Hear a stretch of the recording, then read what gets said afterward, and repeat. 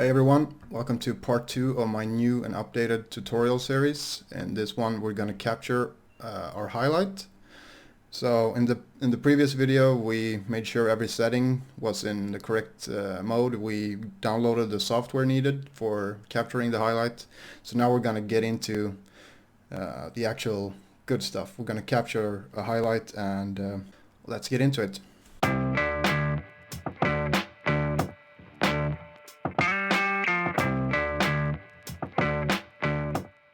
We had CSGO launched in the previous video, and now we're going to exec our config. You can name your config whatever. This is the name of my config. It's NIP 2008, and you press enter and it should be working. And as I told you in the previous video, these two commands, display kill assists, will be to 0, but once you launch your demo it's going to be set to 1. So I usually do this before I even get into it. And also post-process, make sure these two commands are set. And now we're going to play the demo. This is the demo I have. It's NIP versus Astralis during DreamHack Masters in Stockholm. The Lecro 3K Deagle headshot mayhem thing on Nuke on Yard. So that's the demo we're going to be working with in this video. So now launching it. And as you will see now, post-process enable will be set to 1, even though we just set it to 0. And the same goes for MP display kill assists. This will also be set to 1. I'm going to turn down the volume, set it to 0. So, if you look here at the sky, let's just make the console a bit smaller. I typed mat post-process enable is set to 1. For some weird reason, I don't know why. Put it to 0, boom, we're good to go. And display kill assists set to 0 as well. Now we're gonna find Lecro, and we're gonna go to round number 4, which is right here. And now I'm gonna turn the volume up. Now we need to find out the player ID of Lecro. So what we do then is that we go into the console and then we type this command right here, copy paste, merv list entities is player equals 1. Then we get a list of all the players on the server. As you can see here, starting with number 2 device. Let's find Lecro. Let's see here. There's Lecro. So this is all the info we can get from Lecro, and we need to find out his XU ID, and that is this part right here. So once we have that, we need to type in another command, and I already have it prepared. I'm gonna put this in the description of the video so you can find it more easily. So this is the command.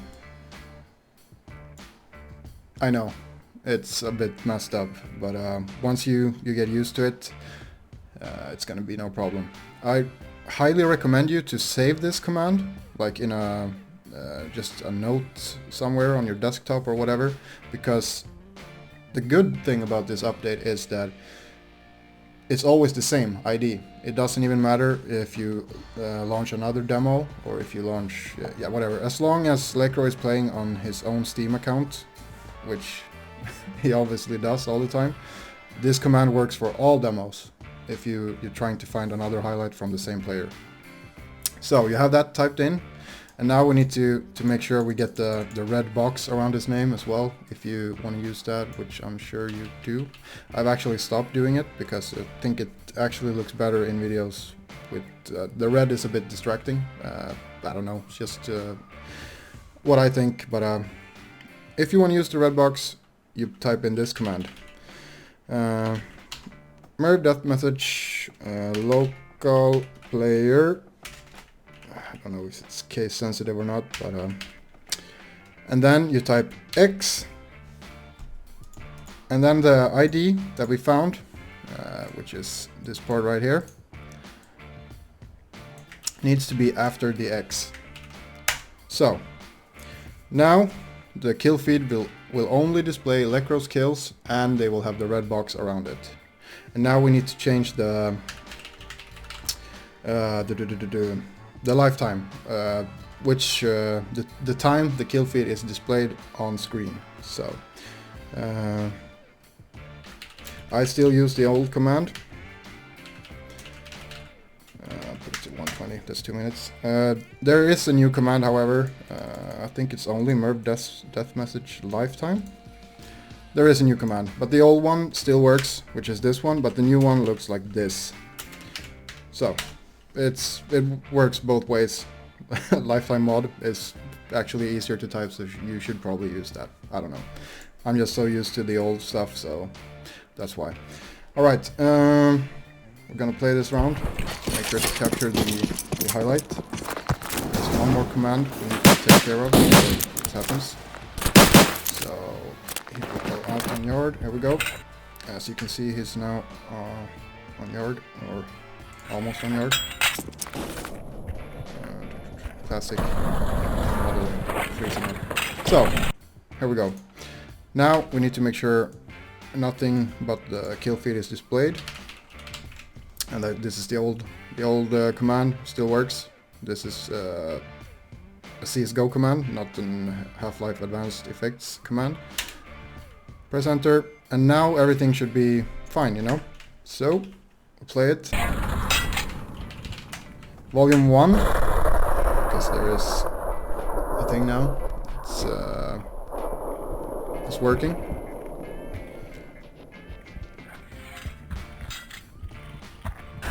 So now we just gotta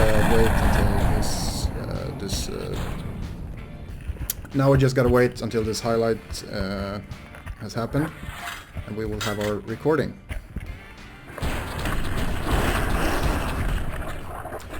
This is a sick 3K. 3 shots, 3 headshots. Damn. Nice guy up on catwalk.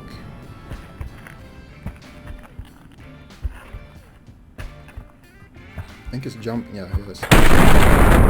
Insane. Insane.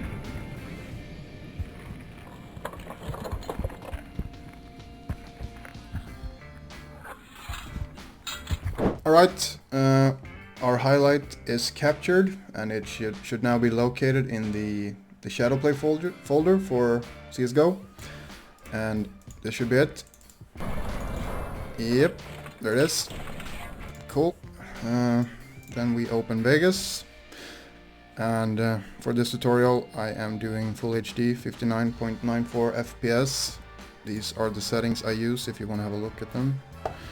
We're gonna actually disable resample for now. Let's find our clip. It should be the last one in the folder. Yes, it is. Drag it down to our timeline, press no, and then this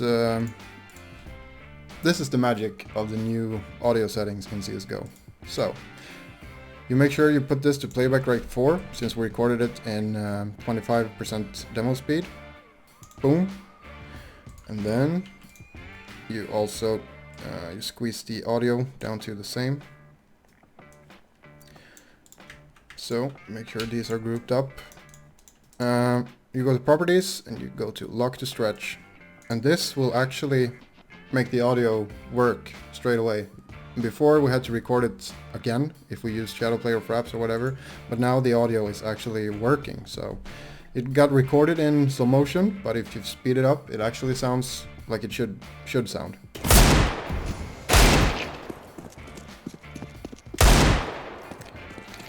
So, okay, now we have, I'm actually gonna show you one more time how I did this. Drag down the clip, it's the same clip as that one. Hold down Control, grab the edge, and squeeze it together. That's an easier way to do it. And just go to Properties on the audio, lock to stretch, and you should be good to go. So this is what it looks like now. We can maybe shorten it a bit. Take it from here, perhaps. Yeah, let's do that. So, basic color grading for Nuke. I pretty much use the same as I've always done. You put on some levels or brightness and contrast depending on what you prefer. I have my my classic, there it is. Put that on and then mess around with color corrector to make sure you find something that suits you. I have a preset for Nuke, doesn't really change much, but it gets a little bit bluer. And this is just the default one. You can mess around however you want. So we have the clip. Now I think we should maybe put some slow motion on the last shot. One thing that's worth mentioning here is that the audio is actually like a frame behind.